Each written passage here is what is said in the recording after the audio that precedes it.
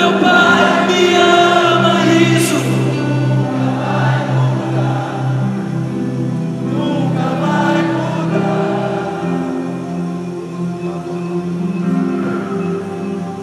O meu Pai me ama, isso nunca vai mudar. Nunca vai mudar.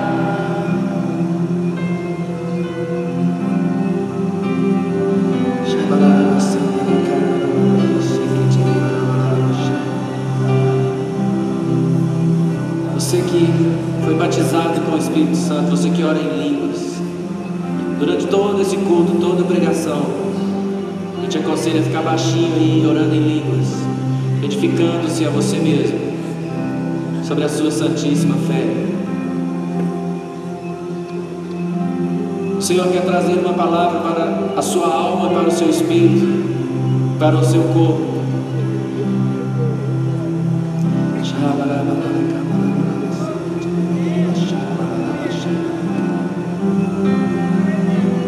Tu me amas, isso nunca vai mudar.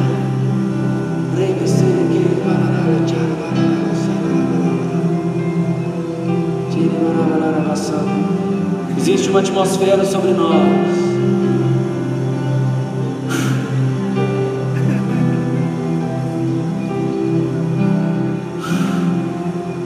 Eu posso te garantir que o Pai queria que você estivesse aqui hoje.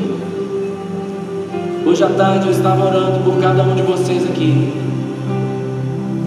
E eu posso te garantir, o Pai queria que você estivesse aqui hoje. E Ele quer falar com você. Amém? Hoje nós vamos falar sobre um assunto. E eu quero muito que você esteja assim, com o seu espírito ligado.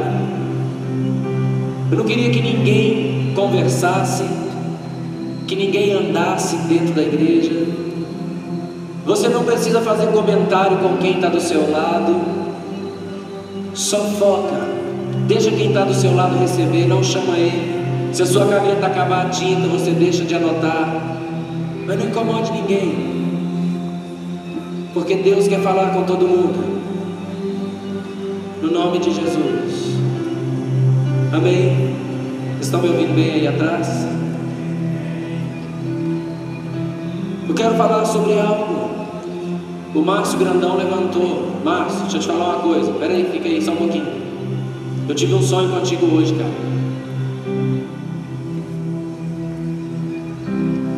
Eu tive um sonho contigo hoje. Eu sonhei que você estava perdido dentro de um labirinto, batendo a cara na parede. Você corria e pá! Aí você virava e ia para o outro lado, corria, pá! Então, em nome de Jesus, eu queria que todo mundo estendesse a mão para o Márcio.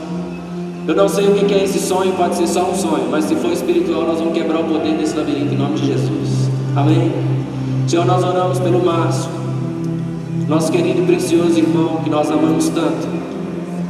Nós queremos te pedir, Senhor, que a tua mão alcance o corpo, a alma e o espírito do Márcio e leve ele para o lugar que o Senhor deseja. Senhor, se existir qualquer confusão, eu não sei exatamente o que esse sonho significa, mas eu quero te pedir, livra o teu filho de se ferir, de se machucar, de estar perdido. Nós abençoamos a vida do Márcio hoje com toda sorte de bênçãos. No nome de Jesus, Pai, eu quero declarar que ele está guardado no Senhor, protegido pelo Senhor, que o sangue do Senhor Jesus está sobre a vida dele. Eu quero declarar sobre a vida do Márcio: nenhuma praga chegará à tenda dele, nenhuma arma forjada contra ele vai prosperar, nenhum mal vai o ameaçar, nenhuma praga chegará à sua tenda. Ainda que caia 1.000 ao seu lado, 10.000 à sua direita, o Márcio não será atingido. Se por um caminho o inimigo vier contra ele, por 10 caminhos fugirá dele. Eu quero declarar que o Márcio estará todo o tempo de pé na presença do Senhor. Nós como igreja abençoamos ele no nome de Jesus. Quem crê comigo, diga um amém forte em nome de Jesus. Deus te abençoe, meu irmão, te amo muito. Bebe água para mim e para ti. Irmãos, Deus tem falado algo comigo já há alguns meses, que eu quero compartilhar com você hoje.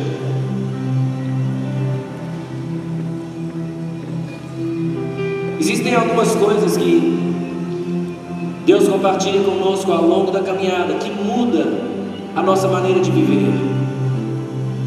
Isso aqui foi algo que mudou a minha maneira de viver. E eu creio que você vai ouvir, e isso também vai mudar a sua maneira de viver.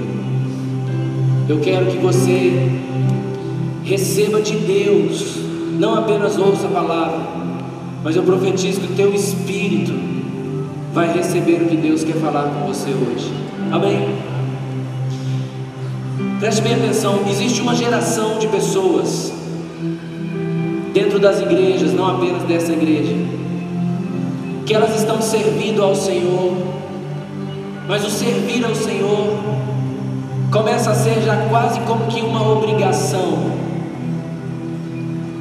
Não existe um prazer, não existe um deleite. Muitas vezes quando essas pessoas vão orar, elas oram quase que por obrigação. Se elas vão evangelizar, elas evangelizam quase por obrigação. Obrigação de estar no culto, muitas obrigações. Muitas dessas pessoas, elas fazem um esforço enorme de permanecer fiéis a Deus, mas elas vivem com muito medo de ser desprezadas por Deus, medo de ser rejeitada por Deus, medo de não ser aceito, medo de não ser salvo. São pessoas que, se elas cometem pecado, elas passam 30 dias se martirizando, sofrendo. Agora eu pequei, eu vou jejuar 40 dias e 40 noites. E são pessoas que têm vivido um evangelho muito sofrido, mas têm desfrutado muito pouco da presença de Deus. E o intuito dessa mensagem que você vai receber hoje, eu não vou falar que você vai ouvir, mas que você vai receber, amém? Porque nem esboço eu tenho aqui. Eu quero só falar do que Deus trouxe para você ouvir hoje. Então eu quero te falar algo. E o que eu quero falar hoje chama-se o conforto. Eu queria que você repetisse comigo: o conforto do primeiro amor. Fala de novo: o conforto do primeiro amor. Muitas pessoas têm entendido essa questão do primeiro amor de uma maneira muito errada. Eu quero falar sobre isso hoje, amém? Queria que você abrisse sua Bíblia, então. Rafaelzão, tem Bíblia para abrir aqui? Abre para mim em Lucas capítulo 15.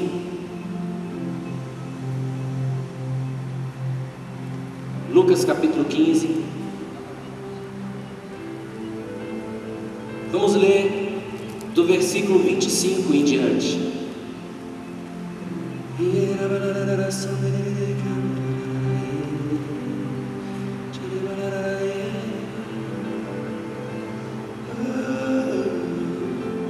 Lucas capítulo 15, versículos 25 em diante.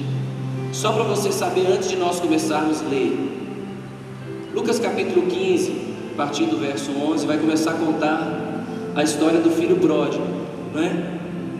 A maioria de vocês conhece, então eu vou falar rápido. O filho pródigo é aquele filho que desistiu de viver ali em santidade na casa do pai, e ele pediu ao pai a herança, o dinheiro, e ele foi para um país distante, e ele gastou todo o dinheiro dele na prostituição, diz o final do texto. E no final ele estava cuidando dos porcos, e ele não tinha mais o que comer, e ele se lembrou que até os escravos da casa do pai dele tinham pão com fartura, e ele estava ali passando fome. Então ele falou: vou voltar para a casa do meu pai. E ele voltou.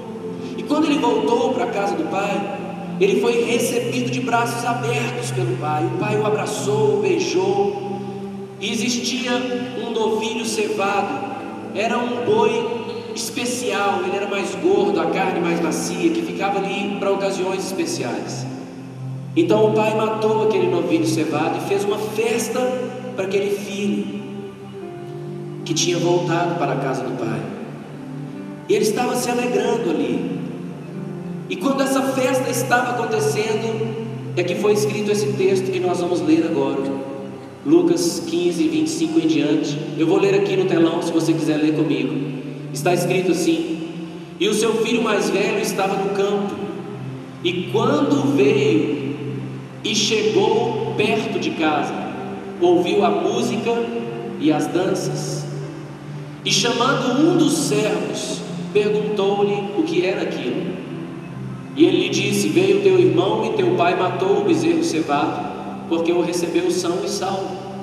Mas ele se indignou e não queria entrar. E saindo o pai, estava com ele. Mas respondendo ele, disse ao pai: eis que te sirvo há tantos anos, sem nunca transgredir um mandamento teu, e nunca me deste um cabrito para me alegrar com os meus amigos. Vindo porém este teu filho que desperdiçou a tua fazenda com as meretrizes, mataste-lhe o bezerro cevado. E esse é o último versículo que vamos ler. E disse-lhe: filho, tu sempre estás comigo, e todas as minhas coisas são tuas. Amém? Volta para mim, Rafael, para o versículo 27, 26. Muito bem. Eu quero comentar sobre uma geração que está dentro da igreja, que eu estou chamando de geração do irmão mais velho. E eu quero colocar algumas coisas sobre essa geração, para você identificar se você está vivendo desta maneira ou não. Mas uma primeira coisa dessa geração: o pai estava fazendo uma festa. Quem estava fazendo? Mas veja bem, o irmão mais velho chamou quem? Um dos servos. Fala comigo, chamou um dos servos.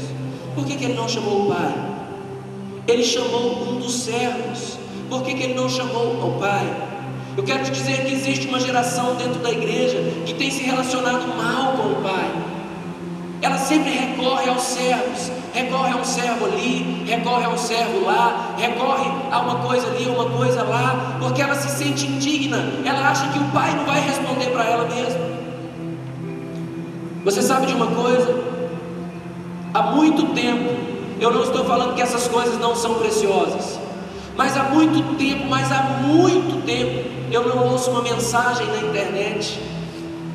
Há muito tempo eu não leio um livro, porque existe uma busca dentro de mim. E não é que eu seja soberbo e não queira receber de outras pessoas.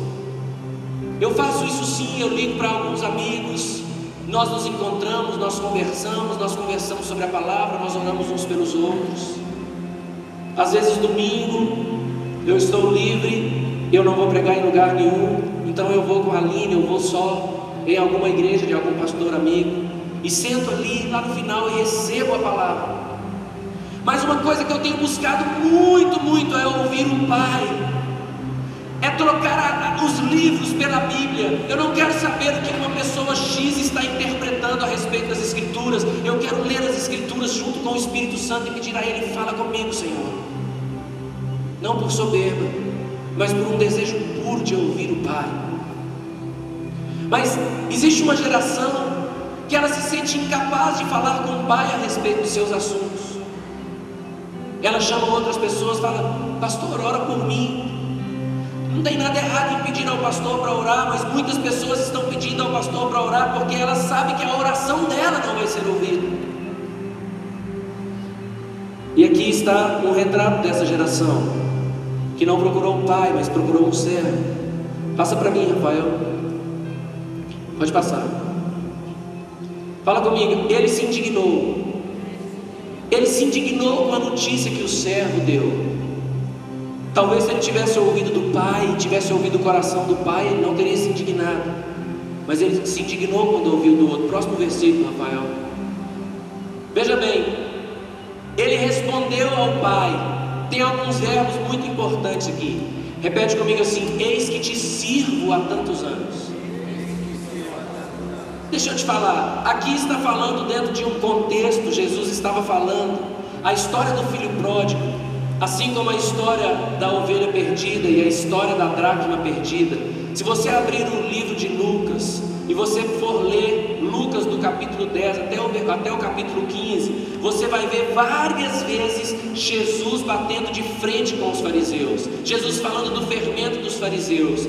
Os fariseus tinham uma doutrina muito rígida e muito dura, e Jesus falou a respeito dos fariseus o seguinte: eles atam fardos pesados e colocam nos ombros dos homens para os homens carregar, mas eles mesmos nem com o dedo querem tocar esses fardos. Você está entendendo? Eram aqueles homens que colocavam aquele jugo. Nós já ensinamos aqui uma vez que a palavra jugo era correspondente ao ensino do mestre. Então o jugo dos fariseus era o ensino dos fariseus. E então os fariseus faziam todo aquele ensino difícil e colocavam aquilo sobre o povo, e o povo não conseguia carregar aquilo, aquelas leis tão pesadas, aquela doutrina tão difícil. Então Jesus, quando contou a parábola do filho pródigo, ele contou porque os fariseus estavam questionando: quem é este que come com os pecadores? Quem é esse que deixa a prostituta tocar nele? Esse era o questionamento dos fariseus. Jesus respondeu: você quer saber quem é esse que come com os pecadores? Vou te contar uma história. Ele contou a história do filho pródigo. Quando ele contou a história do filho pródigo, aquilo para os fariseus era chocante. Por quê? Porque a prostituição era um pecado terrível.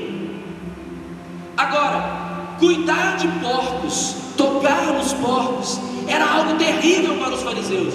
Então Jesus contou para eles uma história onde o pai recebia alguém que estava todo sujo de porcos e havia se prostituído. Jesus estava falando: você está me criticando que eu recebo os pecadores, vou te falar como é que o pai recebe. E aí ele contou essa história. Então Jesus estava dentro de um contexto, e naquele contexto onde ele estava, era muito comum existir escravos e os senhores, donos dos escravos. Todo mundo sabe o que é isso, amém? Escravos e senhores dos escravos, quem sabe o que é, levanta a mão, senão eu explico. Todo mundo sabe. Então, quando a palavra no filho pródigo diz essa palavra servos, não está falando daquele servo bonzinho que vai lá e pega uma aguinha e serve uma aguinha lá para o amigo. Quando está falando a palavra servo, a palavra é escravo. Amém? Então, quando o irmão mais velho responde: eis que te sirvo há tantos anos, o que esse irmão mais velho está falando é: eu sou teu escravo há tantos anos. Você entende isso? Eis que te sirvo há tantos anos, sem nunca transgredir um mandamento teu. Isso fala de uma pessoa que tem uma mentalidade de servo. Por isso ele se relacionava com o servo. Por isso, quando ele chegou e viu a festa, ele não entrou na casa do pai e perguntou para o pai: pai, que festa é essa? Mas quando ele viu a festa, ele ficou do lado de fora e não quis entrar. E procurou outro servo e foi até o outro servo e disse: que festa é essa que está acontecendo? O servo contou a história e ele se indignou e não quis entrar, mas o pai saiu. Quando o pai saiu, ele disse isso para o filho: eis que te sirvo há tantos anos, sem nunca transgredir um mandamento teu, e tu nunca me deste um cabrito para me alegrar com os meus amigos. Você entende que a mentalidade desse irmão mais velho não era uma mentalidade de filho. Uma coisa interessante, volta para mim, Rafael, para o versículo 27. Veja bem, o servo disse: veio o teu irmão e o teu pai matou. O servo disse: teu pai, amém? O servo reconhecia que o dono da fazenda era pai dele. Próximo versículo, Rafael. Onde você está? 27? Não, para trás, Rafael, para trás, 27. Muito bem, 28. Mas ele quem? O irmão mais velho, se indignou e não queria entrar. E saindo quem? O pai que estava com ele. Agora olha o versículo 29. Mas respondendo ele, disse ao pai: presta bem atenção. Você vai ver que nesse diálogo, quando o pai vai falar, antes da fala do pai fala assim: filho. Quando o servo vai falar, ele fala: o teu pai. Mas quando o irmão mais velho vai falar, quando ele foi responder, ele não disse assim: pai, eis que te sirvo. Ele não usa a palavra pai, ele só fala eis que te sirvo há tantos anos, sem nunca transgredir um mandamento teu, e nunca me deste um cabrito para me alegrar com os meus amigos. Ele não tinha a mentalidade de ser filho, ele tinha uma mentalidade de ser servo. Agora, olha o próximo versículo, 30. Vindo, porém, este teu filho, ele fala do outro como filho. Vindo, porém, este teu filho, que desperdiçou tua fazenda com as meretrizes, mataste o bezerro cevado. Olha o 31. E ele lhe disse, quem disse? O pai. Qual é a primeira palavra que o pai diz? Qual? Filho. Tu sempre estás comigo. Tudo que é meu é teu. Tem uma coisa que eu quero que você saiba e eu quero que você ouça bem. Ainda que alguém tenha uma mentalidade de servo, o seu pai nunca vai te olhar como servo. Ele sempre vai te chamar de filho. Se você tem tido dificuldade de relacionar com seu Deus como sendo seu pai, eu quero te dizer que Ele não tem nenhuma dificuldade de te chamar de filho. Jesus não se envergonha de te chamar de irmão. A Bíblia diz que Jesus não se envergonha de chamar você de irmão, porque vocês são filhos do mesmo pai. Você está entendendo até aqui, amém? Então existe essa geração que ela tem se esforçado tanto, tem servido a Deus com tanta força. Uma geração que às vezes ora, que às vezes jejua, faz um esforço para se manter em santidade, faz um esforço para andar na linha, mas não tem um coração de filho. Quem é você? Eu sou um servo de Deus, eu sirvo a Deus. Uma geração que tem se esforçado, e muitas vezes esse esforço se torna um problema, porque muitas vezes, esse esforço tem se tornado uma maneira de tentar merecer o amor de Deus, tentar merecer a salvação, tentar merecer alguma coisa de Deus, tentar merecer um lugar melhor em Deus. Sabe qual é o problema disso? O problema é que quando você não consegue fazer tudo certinho, você começa a olhar para você e começa a falar, eu não mereço. Pastor, eu vejo as pessoas adorando, eu queria tanto adorar também, mas eu sinto que eu não mereço. Por que você não merece? Porque eu não tenho feito nada certinho, porque eu faltei a última célula, porque eu faltei o último discipulado, porque eu pequei semana passada, ou qualquer coisa assim, e as pessoas começam a se sentir indignas. Quem está entendendo, diga amém. Isso tem sido um problema tão grande dentro da igreja. Outra coisa que existe é alguém que tenta servir a Deus mais do que os outros para alcançar um lugar melhor em Deus. Isso tem sido um grande problema. Um grande problema. Então, vamos abrir a Bíblia agora em Apocalipse capítulo 2. Apocalipse capítulo 2. Que o Senhor ministre o teu espírito, que a sua alma se aquete dentro de você, e que o seu pensamento seja levado a Cristo Jesus, e que tudo que poderia te impedir de receber o que Deus tem para você agora seja paralisado sem força no nome de Jesus, mas que você esteja com a alma tranquila, com o espírito ligado a Deus, para receber tudo que o Senhor quer falar com você hoje. Amém? Apocalipse capítulo 2 então. Algo muito interessante. Essa carta foi escrita. Tem uma coisa que você precisa saber. Quando a Bíblia foi escrita, o apóstolo João foi escrever lá Apocalipse. Ele não escreveu assim, ó, Apocalipse capítulo 1, versículo 1, aí escreveu, aí versículo 2, aí escreveu, versículo 3, tá, agora título, aí ele colocou um título, aí capítulo tal. Não foi assim. Foi uma revelação de Deus que foi escrita por inteiro, sem título, sem capítulos e sem versículos. Amém? No futuro, para organizar a maneira de você procurar os textos, então foi dividido a Bíblia em capítulos e versículos, e alguns títulos foram colocados. Dentro desses títulos existiram alguns erros. O erro não foi de Deus, mas o erro foi da pessoa que colocou o título. Eu vou te dar um exemplo muito claro. Em Romanos, não precisa abrir, Romanos capítulo 7, tem um título lá assim, analogia sobre casamento. Mas o texto não está falando nada de casamento. O texto está falando sobre a lei e a graça. E aí ele dá um exemplo falando que quando um homem está vivo, a mulher está ligada ao marido enquanto ele vive, mas depois, se o marido morrer, a mulher está livre do marido, correto? Então, aí ele começou a explicar: a lei vigora sobre o homem só enquanto o homem está vivo. Se o homem morreu, logo a lei não tem mais domínio sobre ele, ok? Nenhum morto vai preso. Então Paulo começa a explicar: como é que eu vou viver debaixo da lei se eu morri? A lei não vigora sobre um morto. E ele estava falando então sobre a lei e a graça. Mas o título está lá, analogia sobre o casamento. Mas não tem nada a ver com o casamento, tem a ver com a lei e com a graça. Aqui em Apocalipse 2 tem outro erro de título. Porque tem um título assim, ó: carta à igreja que está em Éfeso, ou carta à igreja de Éfeso, ou carta a Éfeso, não é assim? Mas olha como que o erro é gritante, irmão. Lê o capítulo 1 para o versículo 1. Olha lá: ao anjo da igreja em Éfeso escreve. Então a carta é para quem, irmão? Hein? A quem, irmão? Ao anjo. Está escrito aí, ó. A quem? Ao anjo. Ao anjo da igreja.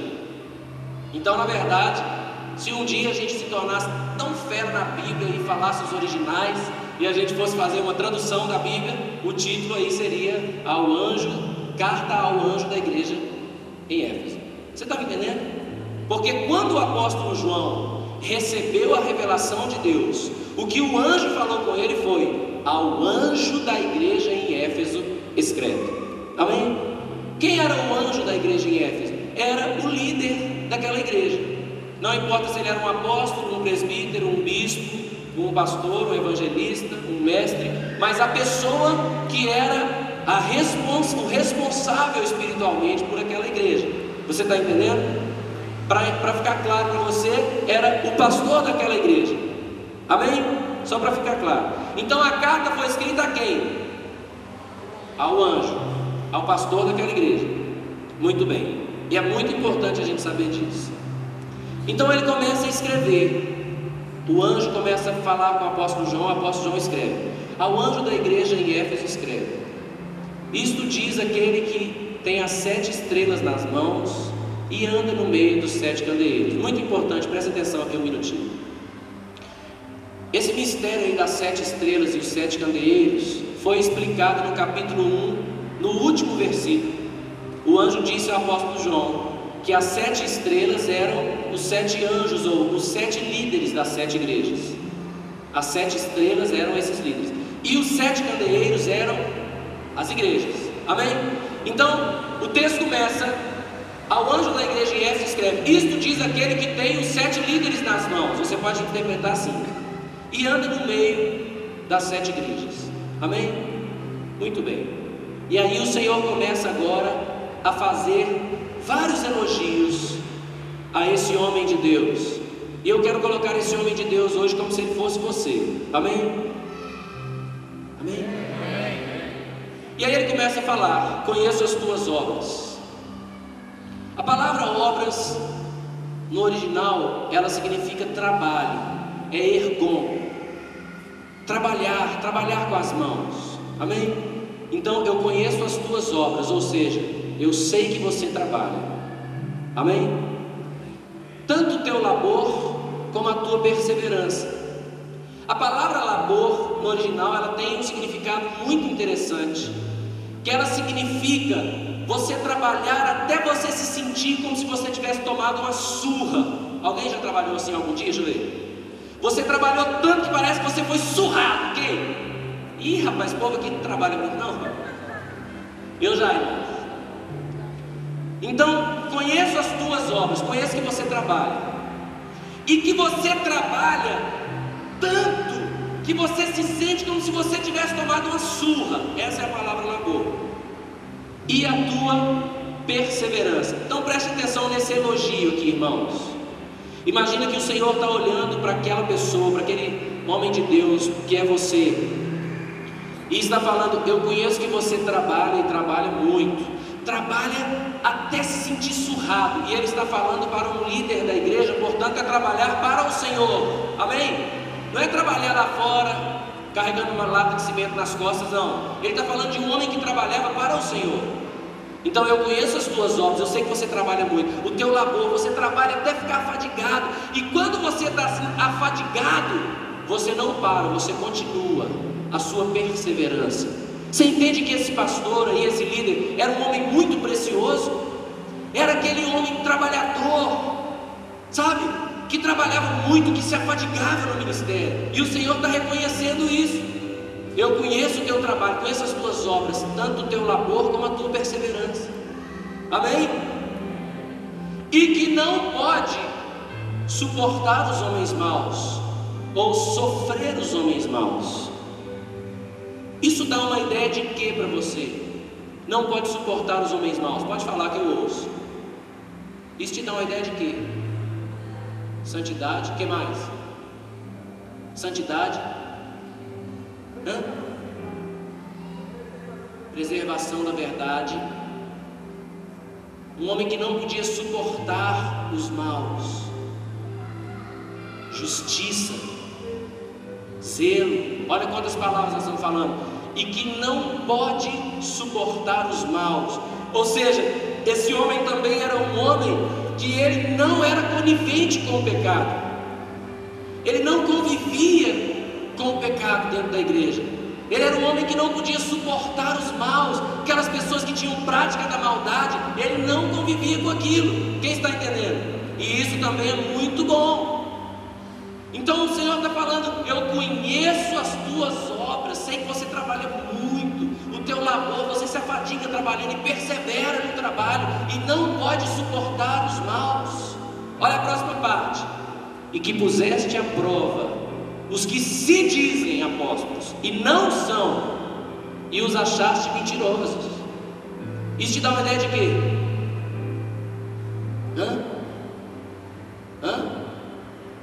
Integridade, o que mais? Conhecimento da palavra, intimidade com o Espírito Santo por causa do discernimento para entender que aquilo era ou não era de Deus. Você entende? Então veja que esse líder era um bom líder. O Senhor está falando com ele: eu conheço as tuas obras, eu sei que você trabalha, tanto o teu labor, que você trabalha até se afadigar, como a tua perseverança, que você não para quando está cansado, e você não pode suportar os homens maus, e você colocou à prova os que se dizem apóstolos e não são, e os achaste mentirosos. Só elogio muito bom. Próxima parte. E tens perseverança. A perseverança, irmãos, nos dá a ideia de nós continuarmos quando tudo parece que acabou. Você não tem mais força, está tudo muito difícil, mas você continua. E esse foi um elogio feito a esse homem de Deus. Tens perseverança. Então olha quantos elogios. Eu conheço as tuas obras, tanto o teu labor como a tua perseverança, e que não pode suportar os maus, e que puseste à prova os que se dizem apóstolos e não são, e os achaste mentirosos. E tem perseverança. E olha essa última colocação: e suportaste prova por causa do meu nome. Repete esse final para mim, fala: por causa do meu nome. Por amor do meu nome, essa tradução diz. Por amor do meu nome sofreste. Outras traduções: suportaste prova por causa do meu nome, por amor do meu nome. Você sabia que muitas pessoas têm suportado provas, mas não é por causa do amor que eles têm ao Senhor? Suportam provas, por exemplo, por causa da bênção. Não, eu vou suportar esse negócio aqui, porque eu sei que se eu não suportar eu vou perder minha bênção. Então eu vou ficar na minha e vou aguentar, para não perder a bênção. Você está entendendo? Não, eu não vou fazer, eu não vou cometer esse pecado, não. Eu não vou responder aqui ninguém, não, porque eu tenho que dar um bom testemunho ali, porque eu sou líder, senão o meu discipulador vai vir e vai me dar uma chicotada. E muitas pessoas têm suportado provas por muitos motivos. Mas esse homem aqui suportou provas por causa do nome do Senhor. Amém? Amém?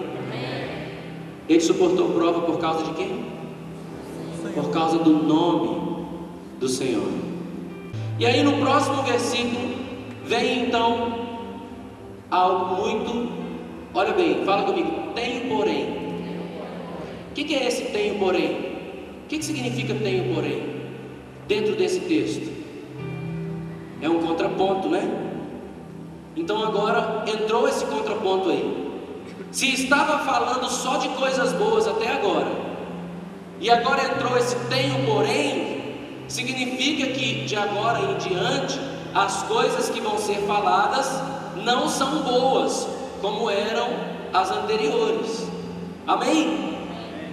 Então veja bem, tenho porém contra ti que deixaste o teu primeiro amor. Lembra-te, pois, de onde caíste, e arrepende-te, e pratica as primeiras obras.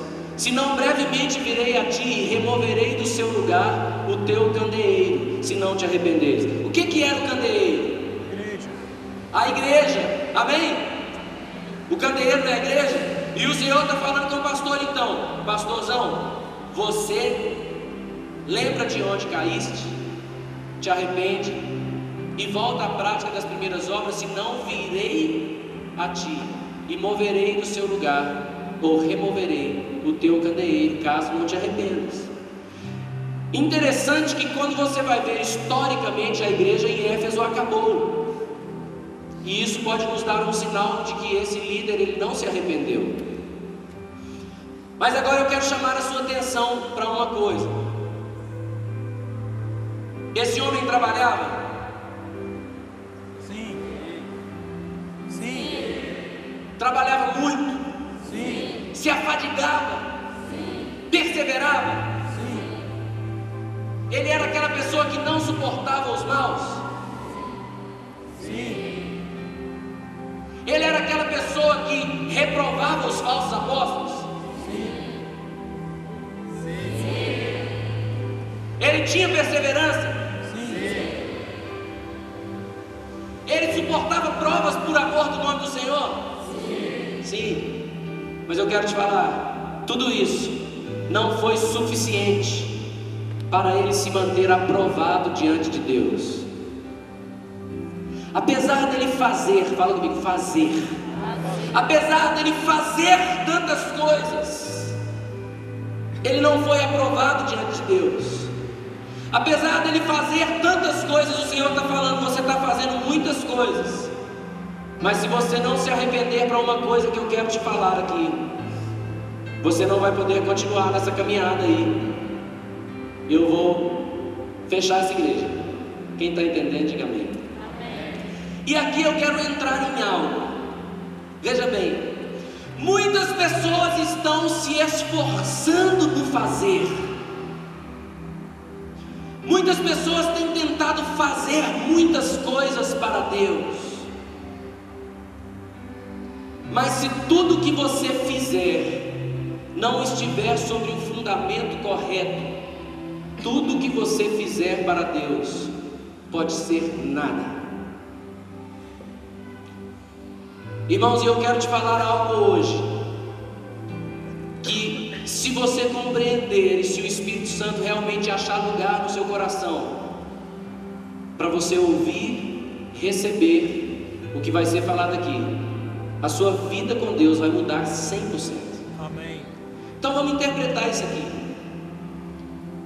Lembra-te, pois, de onde caíste. Presta atenção. Eu já ouvi, talvez, sem brincadeira, sem exagero, talvez mais de 30 pregações sobre esse texto. Mas a maioria delas tem uma interpretação errada.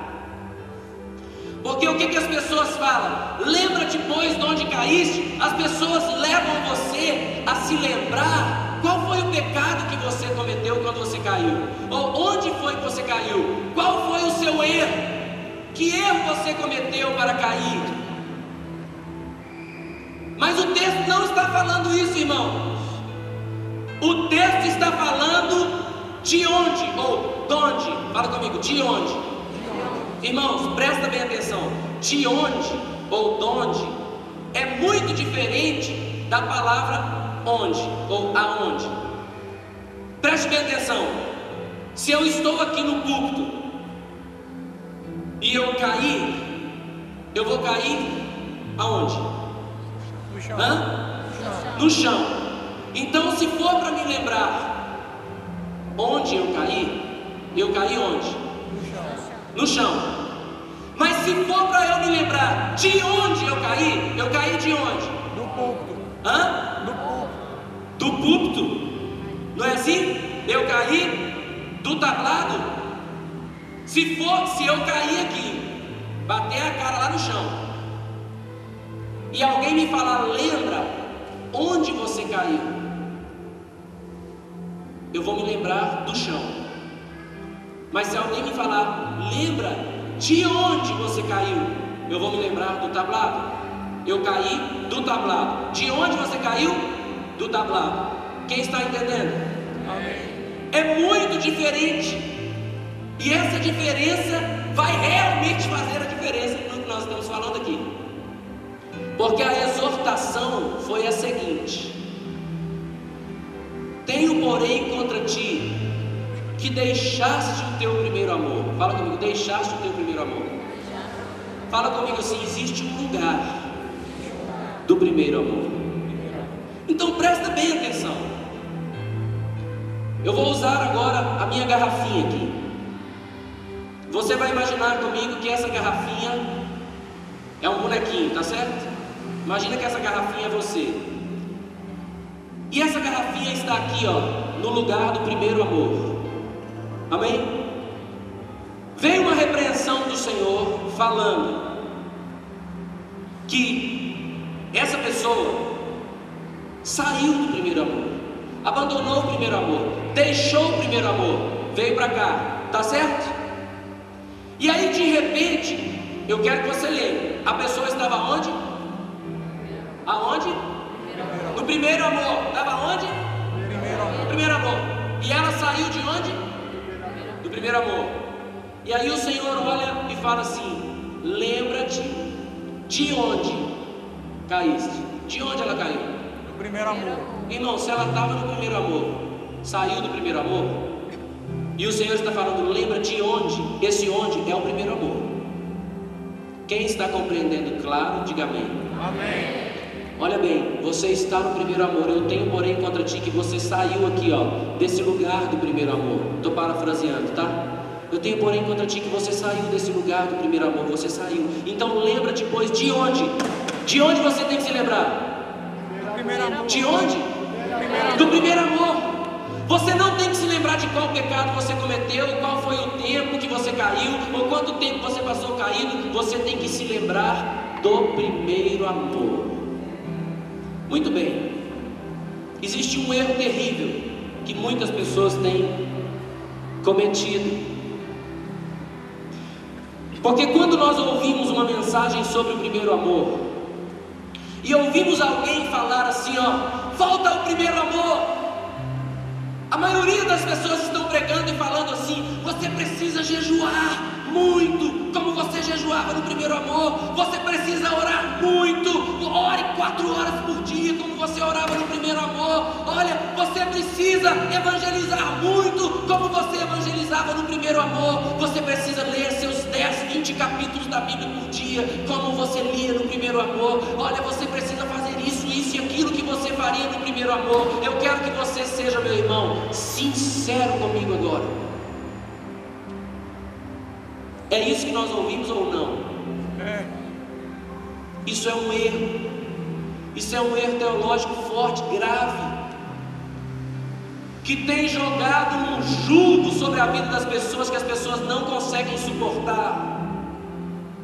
E eu quero te falar algo.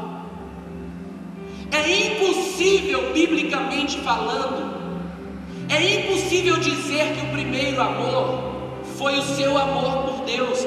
Isso é uma heresia, isso é fora da verdade. O primeiro amor nunca vai poder ser o seu amor. O primeiro amor é o amor de Deus por você, porque 1 João 4,19 diz: nós o amamos porque Ele nos amou primeiro. Então, quando a Bíblia fala, lembra-te, para você se lembrar aqui do primeiro amor, Não é o primeiro amor que você sentiu por Deus, mas é o primeiro amor que você viveu. E hoje eu quero te pedir para ser sincero, amém? Nós vamos fazer um pequeno exercício aqui com a sua alma e com o seu espírito. E eu queria que você fosse sincero, porque Deus pode falar muito com você agora, amém? Eu queria que você fechasse os seus olhos, por favor. Eu queria que você se lembrasse, com seus olhos fechados, do momento, dos dias que você entregou a sua vida a Jesus. Se lembra de lá. Se lembra de quando você entregou sua vida a Jesus.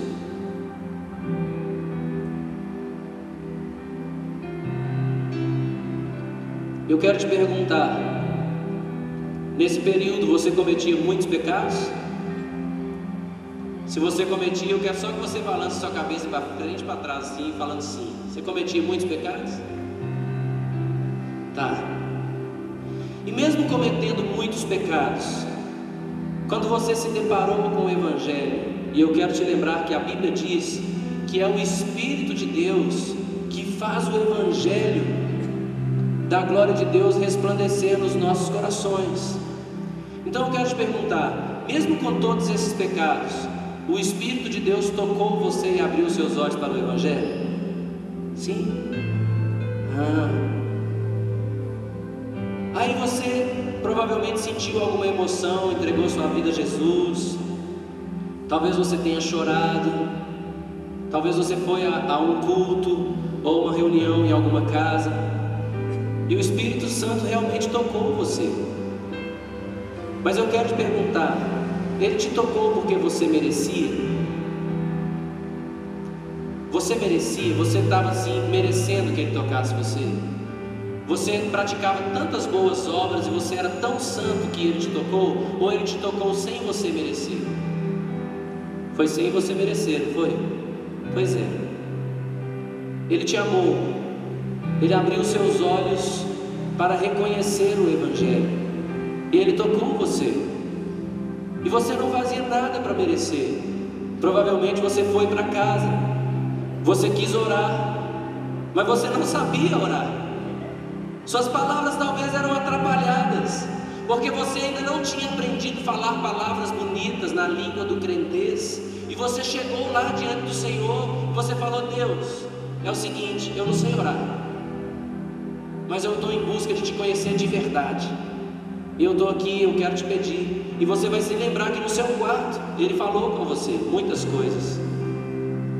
Ele te ensinou o que você devia parar de fazer, o que você devia começar a fazer. Depois você começou a tomar consciência de que algumas coisas eram pecado. E eu quero te lembrar que algumas vezes você falou com o Senhor, talvez quando você foi para o encontro, não sei. Quero te lembrar que talvez você disse para o Senhor: Senhor, nunca mais eu vou pecar. E você acreditava naquilo. Mas sabe o que aconteceu? Você pecou de novo. E aí, quando você pecou, Ele descartou você? Ou Ele colocou gente para te amar e te amou também, e colocou arrependimento no seu coração e te mostrou que você era amado e precioso e que você tinha perdão? Foi isso que aconteceu com você no primeiro amor? Quando o Senhor estava te amando? Eu quero que você seja sincero comigo. Nesses dias aí que o Senhor te amou e o Evangelho brilhou diante de você, você estava jejuando demais? Com certeza não. Você estava passando horas e horas no quarto, orando? Com certeza não. Você estava lendo 1 milhão de capítulos da Bíblia por dia? Com certeza não. Eu quero te perguntar, você tinha algum título? Você era líder? Você era líder de célula? Quantas células você tinha? Nenhuma. Quantas pessoas você discipulava? Nenhuma. Você não dava nada para Deus e Deus estava te amando. De quantos ministérios você participava na igreja? De nenhum. Mas você queria estar lá porque o Senhor estava te amando. Quantas responsabilidades você tinha? Nenhuma. Mas você estava lá recebendo o amor de Deus. Tantas vezes pecando alguns momentos antes de ir para o culto. Mas você chegava no culto e o Senhor te tocava de novo, sem merecimento nenhum, somente amor de Deus, somente graça de Deus, somente favor de Deus.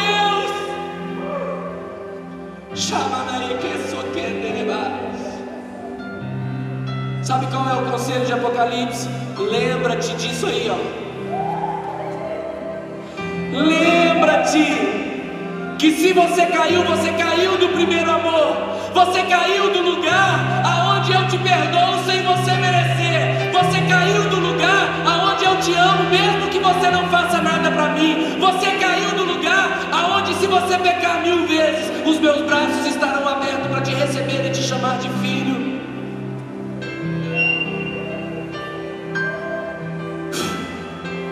Eu quero te falar, lembra do primeiro amor, lembra? Se você caiu desse lugar, eu queria que você abrisse os seus olhos, olhasse para mim um minutinho. Eu quero ser sincero com você. O Espírito Santo tem falado ao meu coração que a maioria das pessoas nas igrejas estão caindo desse lugar.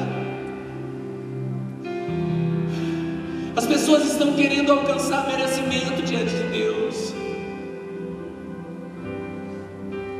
As pessoas estão querendo ser perdoadas dos seus pecados porque elas são tão boas para Deus que elas merecem o perdão. Não é assim.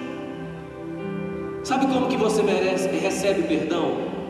Romanos capítulo 5, versículo 1 diz assim: justificados, pois, mediante a fé, temos paz com Deus por meio de Cristo Jesus, nosso Senhor.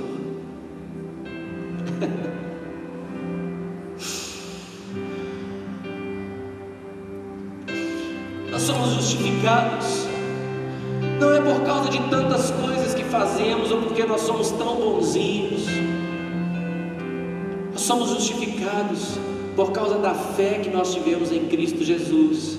Quero te lembrar de 4 pilares da justificação. Quando falo nós somos justificados, é que o seu pecado foi perdoado, o seu pecado foi esquecido, o seu pecado foi purificado e você recebeu a natureza de Deus. Você foi justificado, mas mediante a fé, não porque você merece. Você está me entendendo?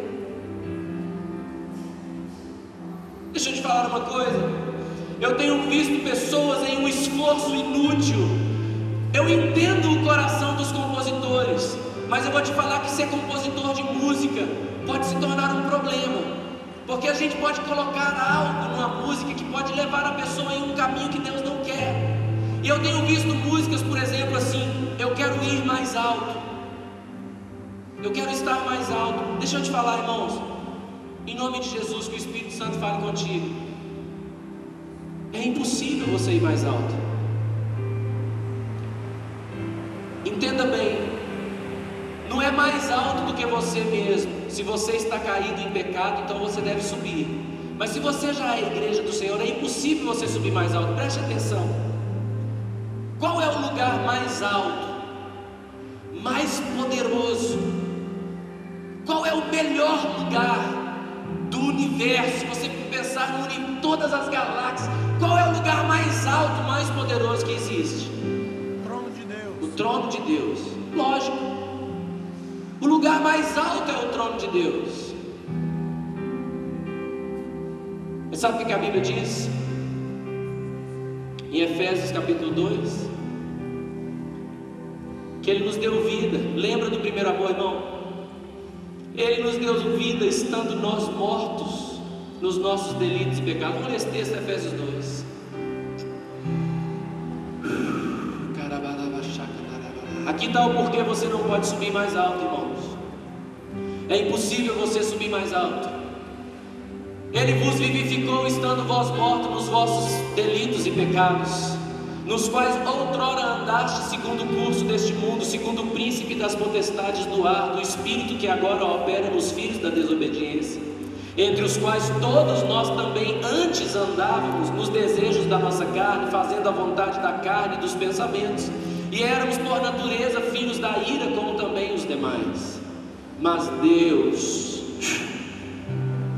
sendo rico em misericórdia, pelo seu muito amor com que nos amou, estando nós ainda mortos em nosso delito. Você tem que entender aqui, esquece esses versículozinhos que está escrito. Imagina que não tem versículozinho escrito aí, e entenda o texto. Volta, emenda o 4 no 5 aqui para mim, vai lá, Rafaelzinho. Pelo seu muito amor com que nos amou, estando nós ainda mortos em nossos delitos. O muito amor que Ele nos amou, estando nós ainda mortos em nossos delitos. O muito amor com que nos amou, estando nós ainda mortos em nossos delitos. E nos vivificou juntamente com Cristo, pela graça sois salvos. Olha isso. E nos ressuscitou juntamente com Ele. E com Ele nos fez assentar nas regiões celestes em Cristo Jesus. Que lugar que Ele te fez assentar? Nas regiões celestes em Cristo Jesus. Talvez você tenha dúvida de que lugar é esse. No capítulo anterior ele estava falando, Efésios 1, 21 em diante. Olha o que está escrito, Efésios 1, 21 em diante.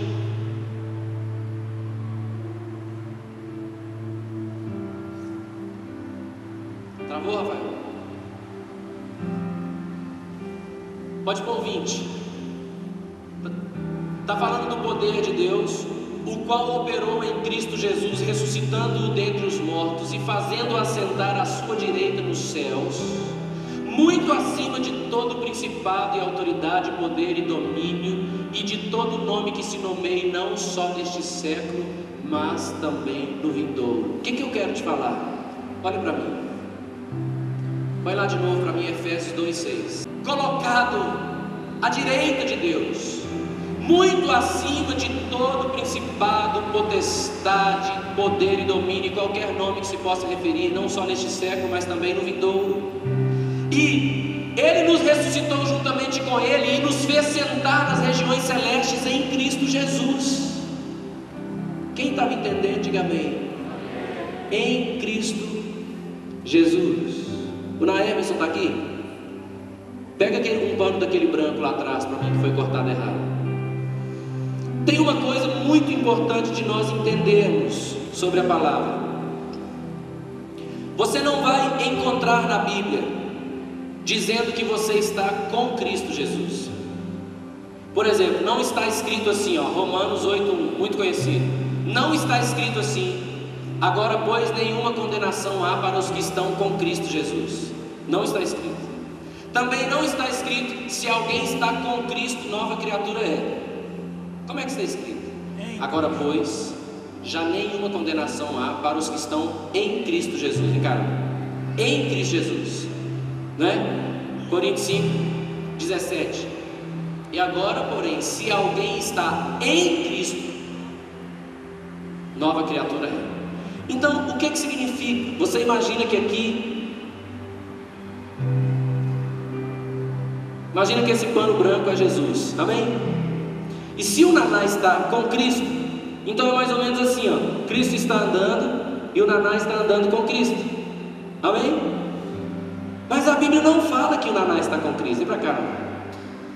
A Bíblia fala que o Naná está em Cristo.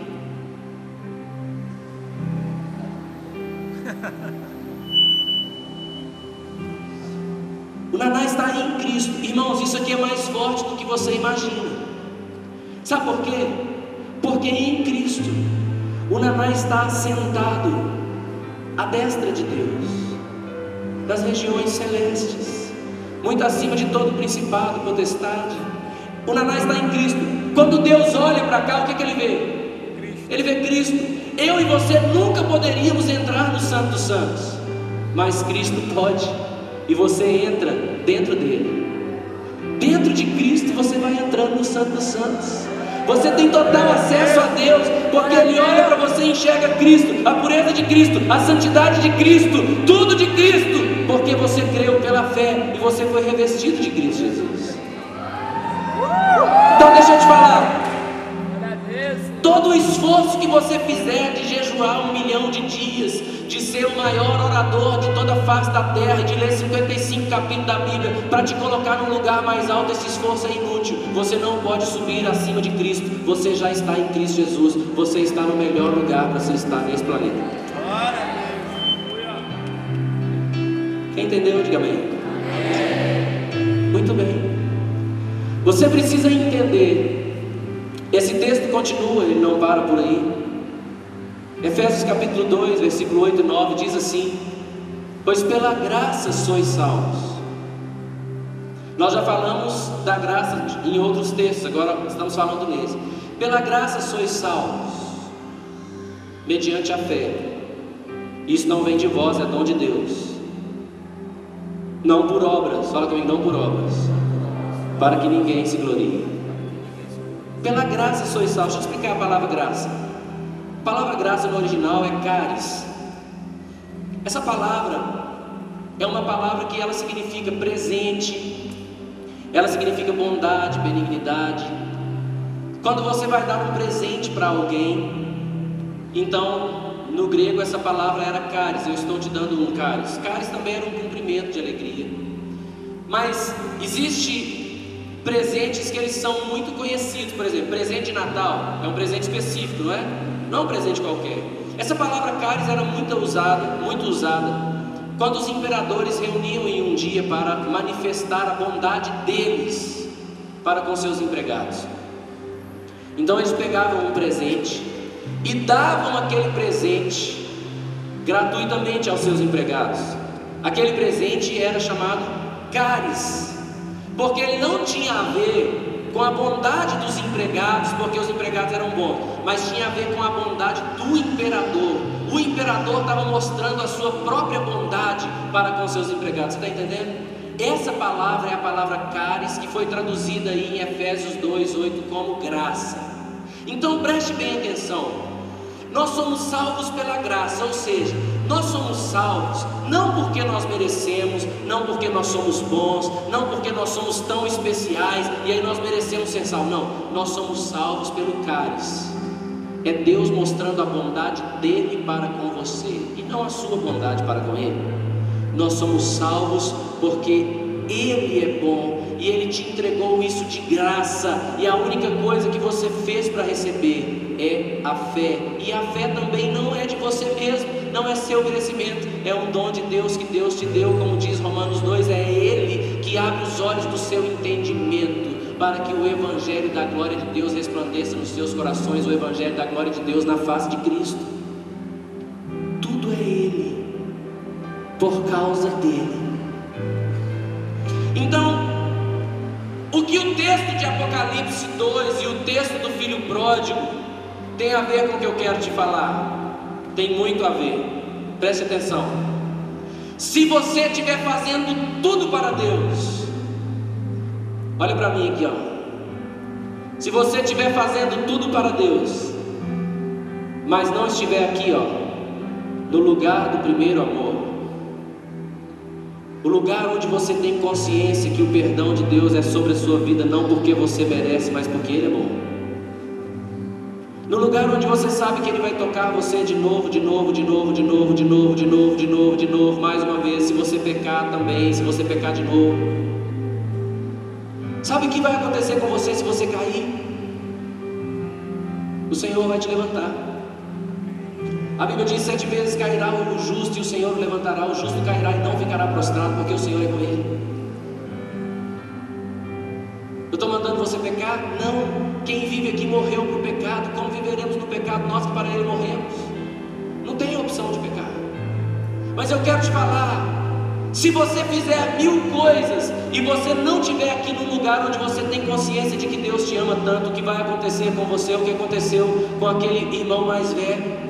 Você vai ficar dentro da igreja falando: Pai, há tantos anos eu te sirvo sem nunca transgredir um mandamento teu, e tu nunca me deste isso e aquilo. Mas se você viver no primeiro amor, o seu discurso vai ser diferente. Pai, há tantos anos eu tenho vivido aqui junto contigo, e o Senhor sempre me dá tudo que eu preciso. O Senhor tem me dado perdão, o Senhor tem me dado graça, amor, misericórdia. O Senhor tem levantado a minha alma do pó. O Senhor tem feito tantas coisas comigo, Pai. É uma honra estar contigo. Tudo que eu faço contigo é uma alegria, porque a fazenda é nossa. Sabe qual é o versículo que mais vai retratar essa aliança que você deve ter com Deus? Porque você é filho, amém? E Jesus, como filho, ele orou ao Pai e falou assim: Pai, todas as minhas coisas são tuas e as tuas são minhas.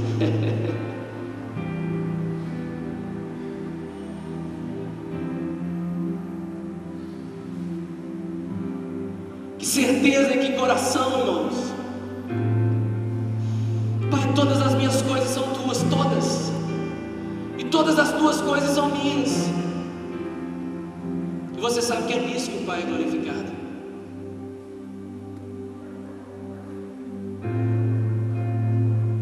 Talvez você tenha se esforçado demais. Talvez você tenha tentado alcançar Deus através dos seus muitos jejuns. E existem pessoas, tá? Ouça o que o Espírito diz, porque eu tenho convicção do que Ele diz. Existem pessoas frustradas, porque estão jejuando e orando e não estão alcançando Deus. Não é porque jejum e oração é fora da palavra, é só que o fundamento está errado. Entenda que Deus quer se encontrar contigo. Você pode parar de orar e jejuar, que você vai achar Deus como você nunca achou na sua vida. Eu não estou pregando contra o jejum, sem querer aparecer e mostrar. Eu estou jejuando hoje, não estou comendo nada, nem pão, nem água, nem nada. A água eu estou bebendo, nem pão, nem comida, nem nada, nem fruta, nada. Eu não estou te dizendo isso só para te falar que eu não estou pregando contra jejum, mas eu estou te falando, o meu jejum não é para me dar acesso a Deus. Eu tenho completo acesso a Deus. Eu estou em Cristo Jesus, eu estou sentado com Ele. Ainda que eu não quiser, que eu não queira encontrá-lo, Ele quer me encontrar. Eu vou entrar no meu quarto para ficar com Ele. Eu não preciso chamá-lo, Ele já está em mim.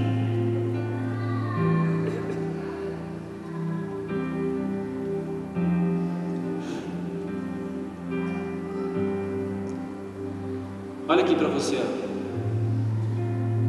Eu vou para a última parte dessa pregação, amém? Lembra-te, pois, aqui, ó, de onde caiu. Você se lembrou do primeiro amor, lembrou? E aí tem uma outra parte. Fala assim, ó, volta à prática das primeiras obras. Quais eram as obras do primeiro amor? Não tem a ver com trabalho, irmãos, porque o Senhor já tinha falado que Ele trabalhava e trabalhava muito, e se suava todo, e se surrava todo, e perseverava. Eu quero resumir com você, e eu quero falar de 3 obras do primeiro amor. 3 coisas que todos nós praticamos no primeiro amor. A primeira obra do primeiro amor é a verdade. Você vai se lembrar do seu primeiro amor, e você vai notar que existia em você uma busca pela verdade. Eu vou te dar um exemplo. De repente você chegou numa igreja, o Senhor tocou você e você se converteu. E aí você começou a olhar ao seu redor, e tinha pessoas que caíam no chão. Aquilo era esquisito para você. Você fala, se o meu pai me ver caindo no chão, eu vou tomar uma surra. E às vezes você até ficou com medo de certas situações, mas pelo fato de viver ali, e você desejar tanto a verdade, a sua oração era: Senhor, eu te quero muito, e se para te ter eu tiver que cair no chão, pode me derrubar, porque eu te quero. Você chegava para orar, e a sua oração não tinha aquelas palavras mais belas: ó poderoso Senhor, Tu és santo, digno, lindo. Não. Muitas vezes as suas primeiras orações no seu tempo de conversão, você estava falando coisas feias, mas verdadeiras. Deus, eu estou pecando, o Senhor está vendo aí que eu estou na prostituição, eu não consigo largar essa droga, mas eu preciso de Ti, me ajuda. Sabe o que aconteceu? Ele te ajudou, porque você estava buscando a verdade. Quem está me entendendo? Essa é uma obra do primeiro amor, verdade em todos os aspectos. A segunda obra do primeiro amor que eu quero falar é o quebrantamento. Fala comigo, quebrantamento. Sabe o que é o quebrantamento? É um estado que você está, aonde você não resiste a Deus. E você também não resiste a nenhuma palavra que vem de Deus. Você simplesmente está assim: Senhor, sim Senhor, sim Senhor. Você tem uma total consciência de que você não apenas precisa, mas você depende de Deus. Deus é como o ar que você respira. Se Ele te for tirado, você morre. E você está quebrantado. A sua oração, ela tem uma profunda necessidade de Deus. Deus, eu preciso de Ti. Pelo amor de Deus, não me deixa. Deus, eu preciso tanto de Ti. Me toca mais uma vez. Você está quebrantado. Se de alguma maneira você perceber Deus um pouco distante em um culto, você vai querer buscar a Ele assim com verdade, com profundidade. Você vai chorar: Deus, eu não sei viver sem Ti, eu preciso de Ti, enche esse lugar, eu Te quero. Uma obra do primeiro amor é o quebrantamento. Você praticou isso quando o Senhor te chamou. E junto ao quebrantamento eu vou falar a terceira obra do primeiro amor.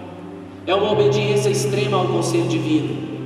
Essa é demais, mas ela está muito relacionada ao quebrantamento. Uma obediência extrema ao conselho divino. Você é obediente por quê? Porque você está quebrantado, você não resiste, você está humilde. Você quer ver uma coisa? Chega uma moça na igreja que ela tem um namorado há 10 anos. O pai dela não gosta do namorado dela, a mãe dela não gosta do namorado dela, a avó dela não gosta, ninguém gosta do namorado dela. O namorado dela é um mala. Só que todo mundo já falou com ela: termina com esse namorado, esse rapaz não é para você. E ela nunca terminou. Eles já fizeram até abaixo assinado para ela terminar, e ela nunca terminou. Mas um dia ela se converteu. E ela estava buscando a verdade, e o coração estava quebrantado. E um dia a voz do Espírito Santo falou com ela assim: termina com esse namorado. Todo mundo já tinha pedido, ela nunca fez. Quando o Senhor pediu, ela fez rindo. Ela fez correndo. Uma obediência extrema ao conselho divino. E aí chegou um líder para você, um pastor, um discipulador, alguma coisa, e falou com você: faz isso, você fez, faz aquilo, você fez, faz aquilo outro, você fez, porque você está buscando a verdade, seu coração está quebrantado, você não é resistente. Você está disposto a uma obediência extrema ao conselho divino. Deixa eu te falar uma coisa. A unção de Deus vai pegar algumas pessoas hoje. Que forte, irmão. Deixa eu te falar uma coisa. Você não orava para adquirir unção. Você se lembra disso? Você nem precisava de unção. Você não precisava ser ungido para pregar para ninguém, para cantar, para nada. Você não tinha que ter unção. Unção para quê? Você só queria ficar com Deus. Eu e Deus, Deus e eu. Eu descobri que eu tenho um pai, meu pai e eu e meu pai, papai e eu. Você não tinha que ter unção. Você não jejuava para ficar cheio do poder, para nada. Você não precisava do poder. Você tinha um Deus cuidando de você. Você também nem orar em língua, você orava. Era só o cuidado de Deus por você, por aquele pobre pecador que teve uma vida tão difícil e que o Senhor resgatou sem nenhum merecimento. A graça, o amor, o favor de Deus sobre você. E você estava lá buscando a verdade, de coração quebrantado e obedecendo a tudo. Deus fala com você: planta a bananeira, você planta, rola no chão, você rola. Eu não estou nem aí de pagar mico para Deus. Rapa a cabeça, rapa sim, Senhor, porque eu te quero. Você não tinha uma obrigação de ler a Bíblia, você tinha desejo de ler a Bíblia. Você queria conhecer a Bíblia. O Senhor abriu os seus olhos para você ver o que você nunca viu.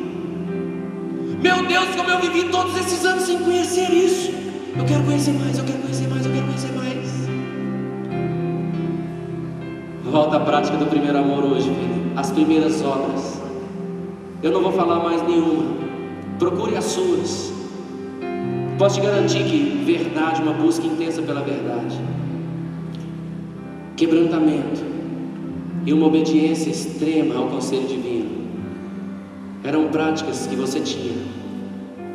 Nessa noite nós ainda vamos cear, mas agora nós vamos ter um tempo para adorar o Senhor e para você voltar para o primeiro amor se você saiu de lá. Se você está querendo merecer alguma coisa de Deus, você saiu do primeiro amor. Se você se acha indigno, isso aqui é muito comum, tá, irmãos? Eu já vivi assim muito. Se você se acha indigno de Deus, porque você não está fazendo muitas coisas para Deus, é muito comum isso. Você sabe que você tem um chamado, você não está exercendo o chamado, e por você não estar exercendo, você acha que você está indigno. Eu quero te falar, você está em Cristo. Você está em Cristo. Você é digno. Deixa eu te falar uma coisa: no Santo dos Santos não existe um lugar especial para pastores e líderes. Você está em Cristo. Você tem acesso a tudo de Deus. Deus quer que você viva tudo dele. Deus quer que você beba tudo dele. Deus quer que você tenha tudo dele. Deus quer que você caminhe e viva no primeiro amor, vivendo no primeiro amor, orando no primeiro amor, dançando no primeiro amor, tudo no primeiro amor, sabendo que ainda que você nunca mereça, o seu Pai te ama e isso nunca vai mudar. Eu queria que você ficasse de pé e nós vamos adorar ao Senhor agora.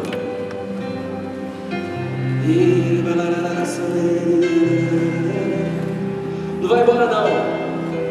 O melhor vinho está guardado para o final. Sempre. É assim que Jesus faz. Não vai embora não. Deixa Deus ministrar você. Você vai voltar para o primeiro amor hoje. O Senhor está te chamando. Ele mandou você lembrar. Sabe, não é voltar a jejuar como não. É voltar para o primeiro amor. Nós o amamos porque Ele nos amou primeiro. O primeiro amor é Jesus. O primeiro amor é o amor de Deus que foi manifestado a nós, manifesto a nós através de Cristo Jesus na cruz do Calvário. Nada nos separará do amor de Deus que está em Cristo Jesus, nosso Senhor. Ele te ama e isso nunca vai mudar. Ainda que você sinta que você não mereça, Ele vai continuar te amando. E hoje eu vou falar uma coisa: quanto mais você sentir que não merece, mais o Senhor vai tocar você hoje. Porque hoje Ele quer que você saiba. Ele quer que você saiba que você é amado.